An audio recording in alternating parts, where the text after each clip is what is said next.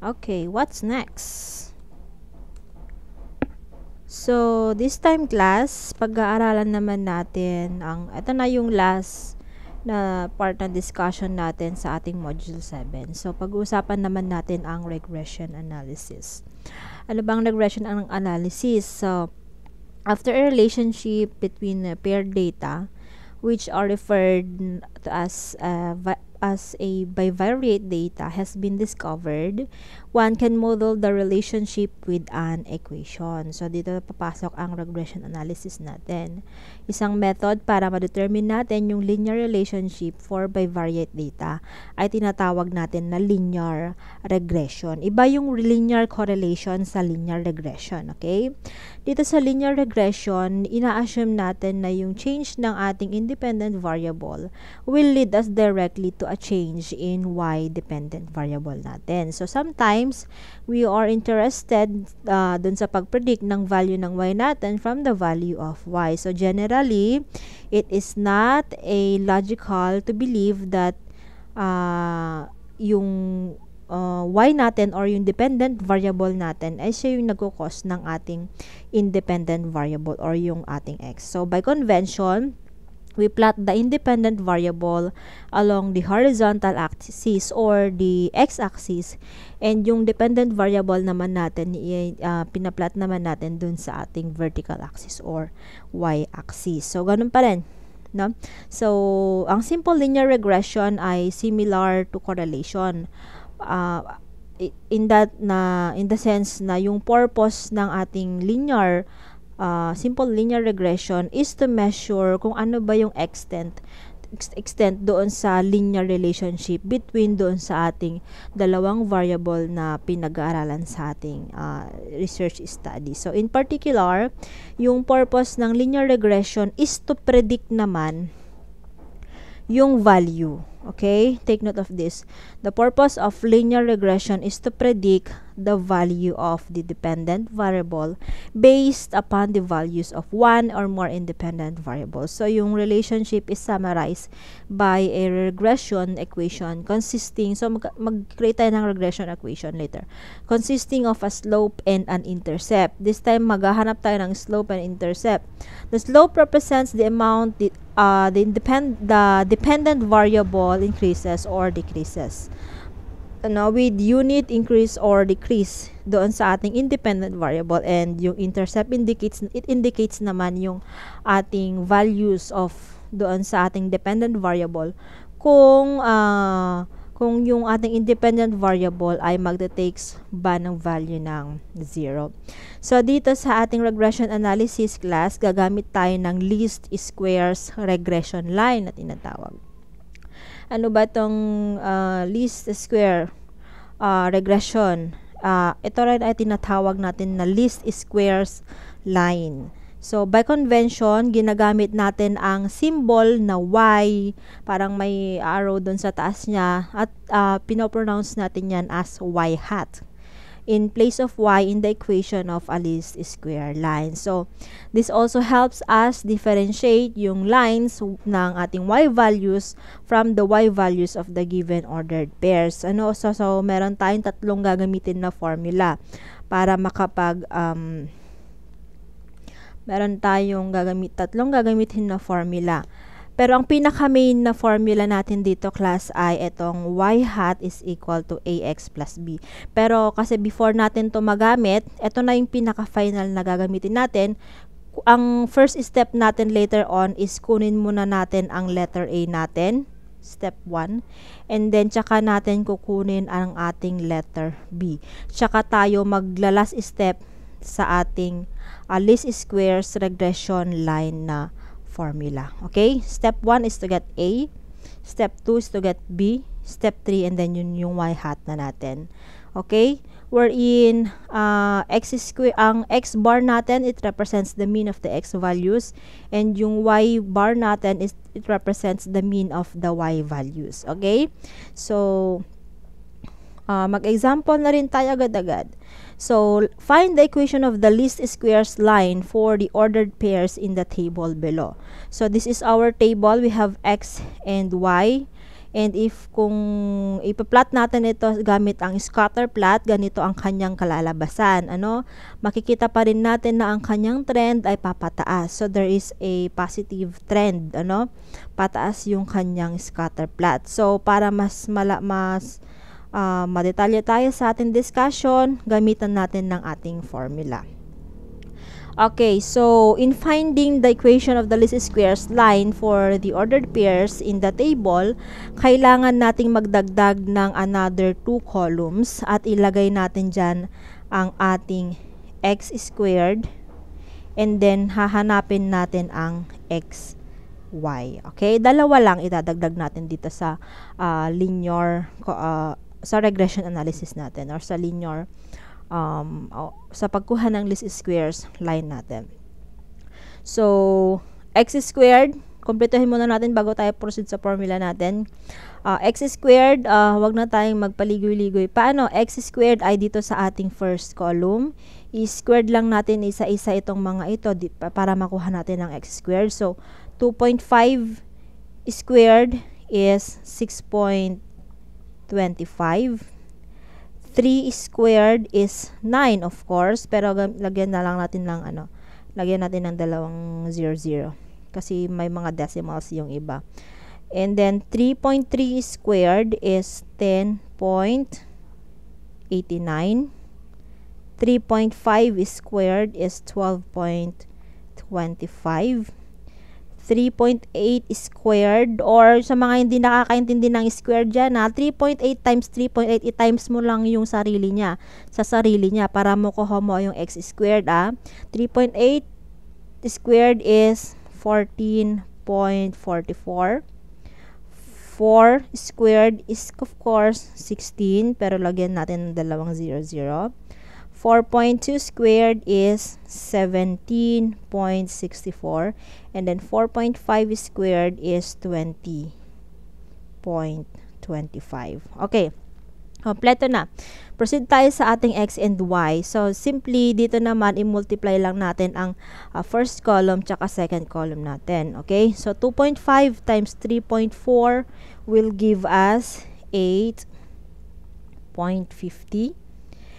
3 times 4.9 will give us 14.70, and then 3.3 times 5.5 is 18.15.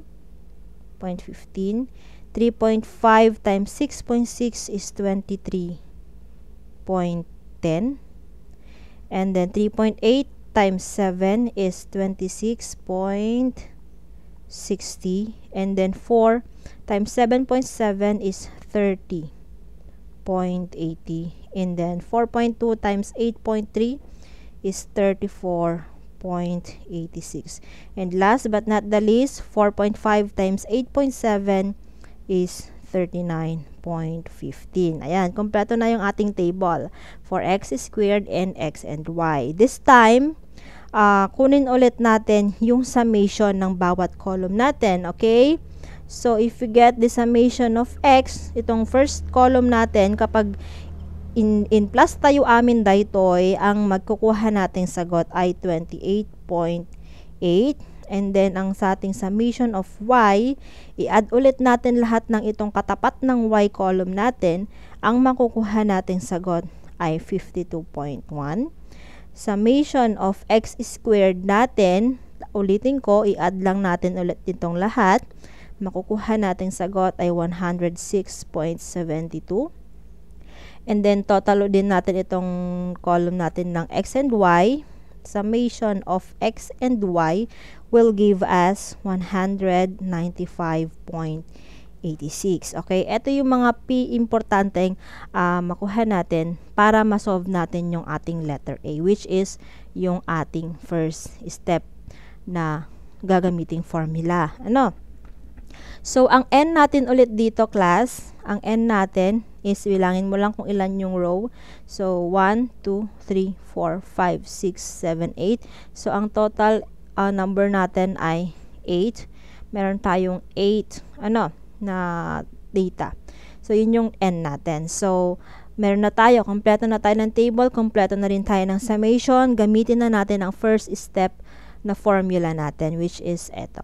So, A is equal to N, which is 8, times the summation of xy, which is ito, si 195.86, less the summation of x, which is ito, 28.8. Lagyan natin ng parenthesis kasi multiply natin siya sa summation of y, which is etong 52.1.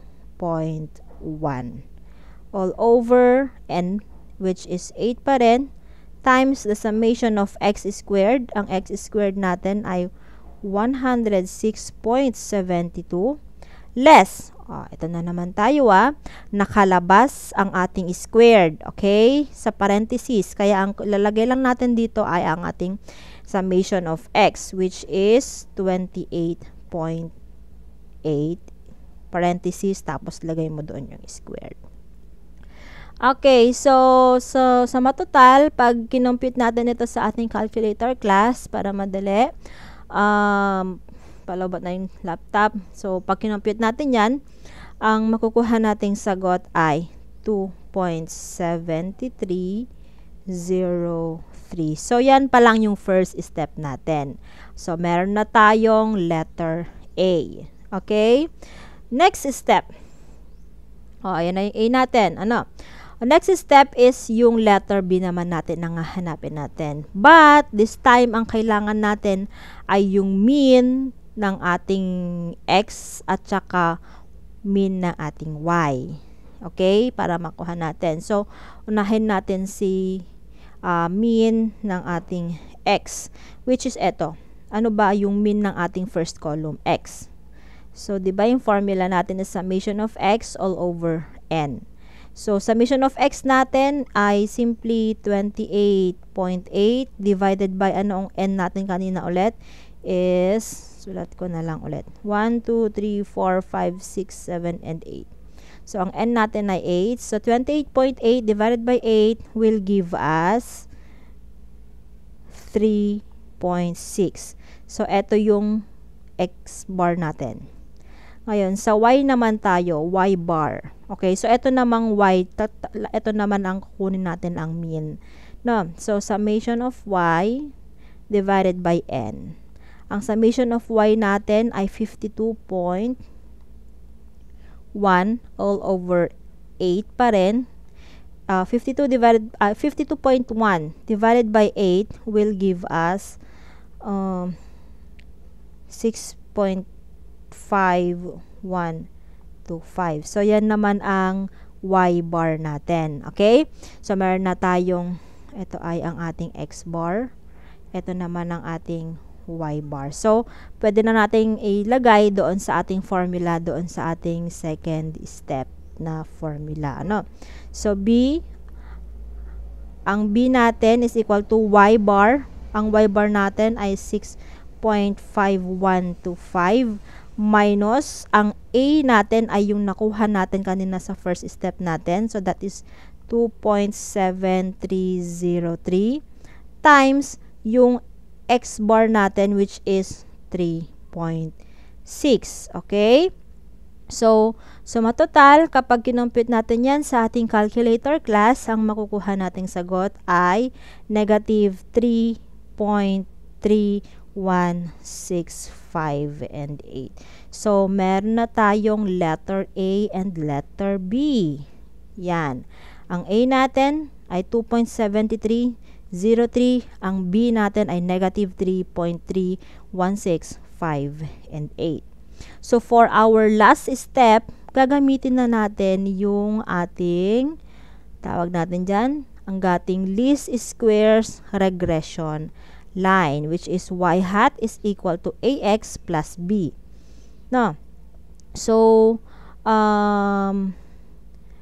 kalalabasan yan, ang nakuha nating a kanina ay 2.7303. So, wag mo lang ilagay lahat. Kunin lang natin yung first decimal. So, meron tayong 2.7x. Kasi wala naman tayong hinahanap na x. Okay? Wala pa tayong hinahanap na x. So, 2.7x plus ano ba yung nakuha nating b kanina? That is 3 negative plus. Plus kasi siya eh. So, ang B natin is negative 3.3165 and 8. Pero,